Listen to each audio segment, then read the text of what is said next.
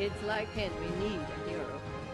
I believe there's a hero in all of us that keeps us honest, gives us strength, makes us noble, and finally allows us to die with pride, even though sometimes we have to be steady and give up the thing we want the most. Pete, look, you're changing. I know I went through exactly the same thing at your age. No, not exactly. Peter, these are the years when a man changes into the man he's going to become the rest of his life. Just be careful who you change into.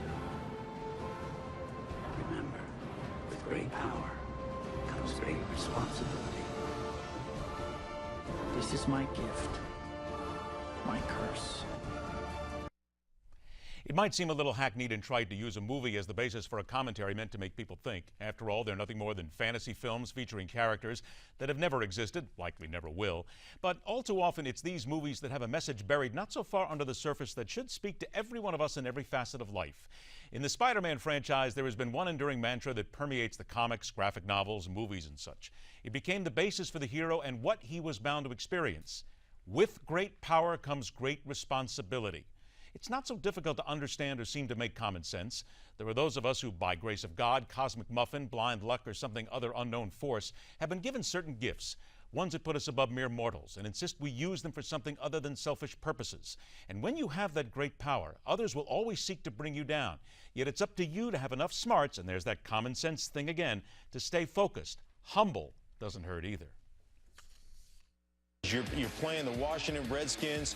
This is Monday Night Football, and that's what we get right there. And so you're getting catcalls from the Redskin bench. They're riding you. You're the rookie. You're the Heisman guy. You're going to hear it. And how should he react in your mind? You certainly shouldn't do that. You certainly should go back and live to fight another down, as they say. But it comes full circle. I mean, we saw plays that probably should have been adjusted that weren't adjusted against the blitz. We saw inaccurate throws from Johnny Manziel. And then we saw a place where he lost his composure. Hey, I love a competitor. Sure. Man, I love a guy that competes, but you have to also understand kind of where you are.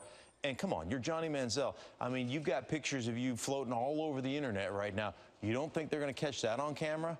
You've just got to be a little bit more intelligent than that.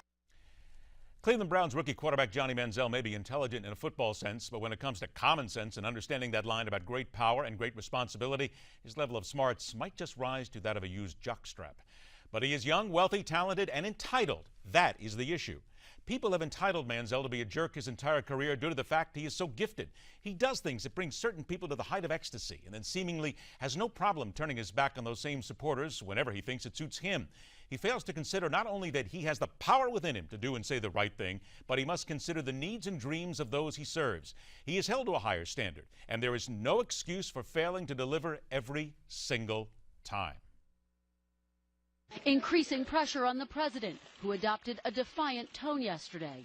The United States of America will continue to do what we must do to protect our people. But after those remarks, Mr. Obama went back to trying to balance vacation with work, even as some critics questioned whether he should have cut his vacation short.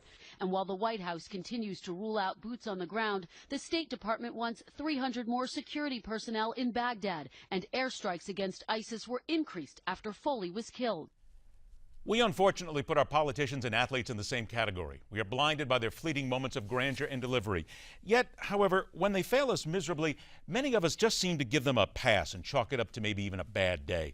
Maybe we're just not willing to understand they have feet of clay that melt far faster than those of many mere mortals that I mentioned earlier.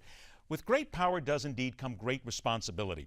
Sometimes that failure to understand it can be excused by impetuous youth, lack of experience, or a momentary lapse in judgment. None of those things should ever apply to a president of the United States. And that is telling it like it is. All right, next hour on MidPoint.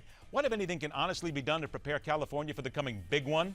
The sounds of Sunday politics and why CIA torture might just be necessary. That and so much more coming up right here on MidPoint, where every day, Monday through Friday, we do what others don't. We question everything.